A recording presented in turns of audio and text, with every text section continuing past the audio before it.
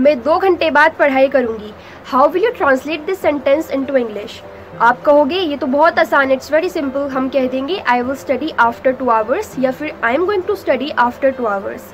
लेकिन अगर मैं आपसे कहूँ कि I am to study after 2 hours is also correct तो? Hey there, welcome back to the channel. I'm your English companion Arshi.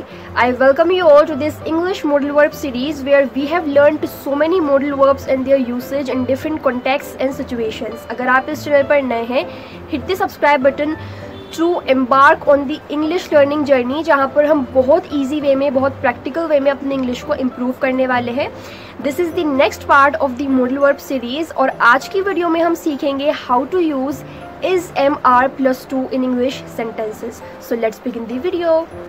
English is filled with different interesting phrases, words and sentences. और जब आप इन्हें सीख कर अपनी daily life में use करते हो तो आप अपनी इंग्लिश को काफ़ी लेवलअप कर पाते हो। There are so many ways, there are multiple ways to say a sentence. जब आप किसी एक सेंटेंस को बोलते हो तो कोई एक स्पेसिफिक तरीका नहीं उस सेंटेंस को बोलने का। You can use multiple ways to say that sentence.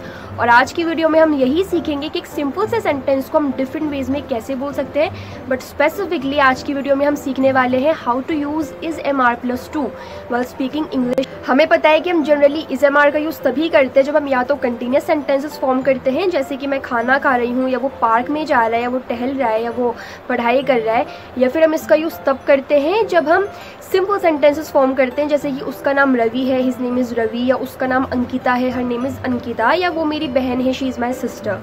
But जब हम इस तरह के सेंटेंसेस फॉर्म करें कि मैं कुछ करने वाली हूँ, या मैं कुछ करूँगी, या ये है या ये है, तो इस तरह के सेंटेंसेस को फॉर्म करने के लिए भी हम इज MR plus 2 का यूज़ करते हैं। एक स्पेसिफिक स्ट्रक्चर है जिसके थ्रू आप इन सेंटेंसेस को फॉर्म करते हो। फॉर एग्जाम्पल, मैं उससे 5 बजे मिलूंगी या मैं उससे 5 बजे मिलने वाली हूँ। I am to meet him at 5 PM। इसको आप इस तरह भी बोल सकते हो। ज़रूरी नहीं आप हर बार विल का यूज़ करो या आप हर बार गोइंग टू का यूज़ करो। आप इस तरह बोलो I am going to meet him या फिर आई विल मीट हिम। आप ऐसे भी बोल सकते हो I am to meet him at 5 PM। Event कल होने वाला है या इवेंट कल होगा, इसको आप इंग्लिश में कैसे बोलेंगे? The event is to take place tomorrow. जरूरी नहीं है आप इसको ऐसे ही ट्रांसलेट करो the event will take place tomorrow या the event is going to take place tomorrow. आप ऐसे भी बोल सकते हो the event is to take place tomorrow. ये दोनों सेंटेंसेस जो अभी मैंने आपको बताया ये स्पेसिफिकली प्लान्ड है या फिर स्केड्यूल एक्शंस है। मतलब कि जब हमने किसी भी चीज़ को प्लान किया हुआ है कि हम ये चीज़ इस टाइम पे करने वाले हैं, तो उस चीज़ को इंडिकेट करने के लिए हमने सेंटेंसेस फॉर्म किए। तो this was the context number 1 और सिचुएशन नंबर 1 जब आप इज एम और आर का यूज़ करते हो। कॉन्टेक्स्ट नंबर 2 हम इज MR plus 2 का यूज़ करते हैं तब जब या तो हम कोई इंस्ट्रक्शन दे या फिर कोई obligation. For example, the teacher is to collect the assignments today, यानी टीचर सारे असाइनमेंट्स आज कलेक्ट करेंगी या वो आज सारे असाइनमेंट्स कलेक्ट करने वाली है। तो इस सेंटेंस को बोलने के लिए हमने इस टू का यूज़ किया, क्योंकि टीचर एक सिंगुलर पर्सन है इसलिए हमने इसका यूज़ किया। फर्स्ट पर्सन की आप बात करोगे तो आप एम का यूज़ करोगे, और अगर आप प्लूरल की बात करोगे तो फिर आप आर का यूज़ करोगे।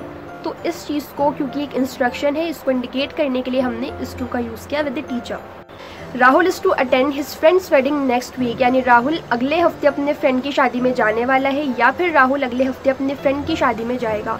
तो here again you are saying is to with Rahul. Context number 3 जब आप फेट या डेस्टिनी की बात करो, मतलब भविष्य में कुछ होने वाला है या भविष्य में कुछ होगा, जब आप इसको इंडिकेट करो तब भी आप इस स्ट्रक्चर का यूज़ करते हो। For instance, he is to become a great artist, यानी वो एक ग्रेट आर्टिस्ट बनने वाला है। ये एक फ्यूचर की बात है कि वो आगे जाके ग्रेट आर्टिस्ट बनेगा। The same way the city is to be destroyed by the natural disaster, यानी नेचुरल डिजास्टर मतलब जैसे बाढ़ या फिर भूकंप, इनको हम नेचुरल डिजास्टर बोलते हैं। जो the city is to be destroyed by the natural disaster, यानी जो शहर है वो नेचुरल डिजास्टर की वजह से खत्म होने वाला है, बर्बाद होने वाला है। Context number 4 to indicate formal और ऑफिशियल अनाउंसमेंट्स, यानी ऑफिसेज में या फिर प्रोफेशनली जब आप कोई अनाउंसमेंट करो या फिर जब आप किसी प्रोफेशनली जब आप कोई बात करो तब भी आप इस स्ट्रक्चर का यूज़ करते हो। For example, new law is to take effect next month, यानी जो नया लॉ है, नया कानून है, उसको इम्प्लीमेंट किया जाएगा अगले महीने।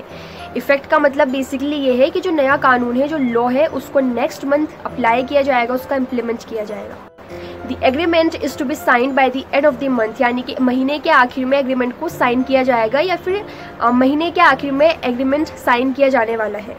Context number 5 and the last context to indicate purpose और इंटेंशन, जब आप किसी एक्शन का पर्पस या इंटेंशन शो करो कि इस चीज़ से हमें ये होगा या फिर इस चीज़ का ये पर्पस है, तब भी आप इज MR+2 का यूज़ करते हो। For example, the training programme is to improve employ skills, यानी ट्रेनिंग प्रोग्राम बेसिकली एम्प्लॉयज़ की स्किल्स को इम्प्रूव करने के लिए, यहाँ पे ट्रेनिंग प्रोग्राम का जो पर्पस है, जो इंटेंशन है, वो हमें इंडिकेट किया जा रहा है कि एम्प्लॉय की जो स्किल्स हैं उनको इम्प्रूव किया जाएगा थ्रू दी ट्रेनिंग प्रोग्राम।